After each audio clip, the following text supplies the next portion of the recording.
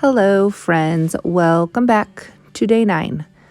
I'm not going to lie, my fingertips are really sore today, and it's like such a minor little injury, but it's just in a spot that is constantly touching things. So it's hard to avoid the annoyance of them being injured, but the sun is shining. The snow is not supposed to come till tomorrow, so I'm going to get some work done today, starting out with dumping the corn stalks that I didn't take care of yesterday. And then I am going to move into the center section of the garden, which is where my raised beds are.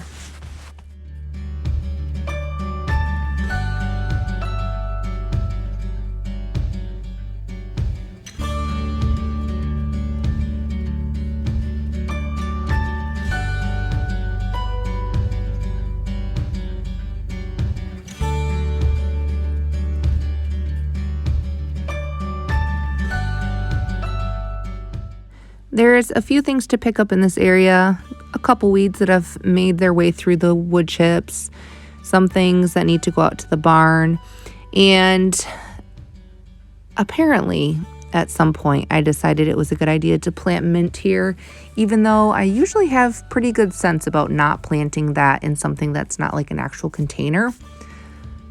It's taking over, and I'm going to just cut it back and bring it to the pigs for now. But that's going to become a problem if I don't do something long term that's more permanent to get rid of it.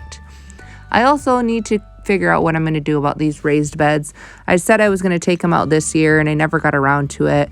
They are made out of pallet wood. I made them in 2020, our first growing season here, and I really love them, but they're just kind of at the end of their life, which I knew they were going to be a temporary option, but I like having raised beds. I like the variety. If you guys have an idea for another raised bed design, either one that I make or one that I buy, that probably really needs to happen next spring, because these are just going to continue to deteriorate otherwise and not be much use. So the row right past the raised beds, I had kind of started mulching. It was where my cauliflower was, but I didn't have quite enough grass clippings. So I had Tommy pile some of them on, and I just need to get the few weeds out of here and kind of freshen up all of the mulch that is on this bed, and it will be good to go.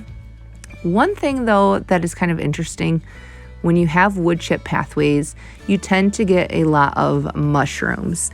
And I have a ton of mushrooms kind of in this portion of the garden especially, which is fine. Mushrooms are generally a sign of good soil health, so I don't mind them. But there are these one mushrooms that are very kind of disturbing and strange looking. And I finally decided that I need to look up what these are, because I'm not a mushroom eater. I don't like mushrooms. I wouldn't consider eating them just because I don't like them. But they're just so weird looking that I had to know what they were. So I'm just warning you guys. I'm going to show you what they look like, and then show you kind of what I pulled them up as identified as. So these ones are like the normal kinds that always pop up in the pathways around here. And then this is the weird one that popped up. Isn't that so weird looking? I downloaded an app and it came up as being called a stinkhorn mushroom, I guess. I didn't notice any type of like smell with it, but I also didn't try to like break it open or anything. But such a weird looking mushroom.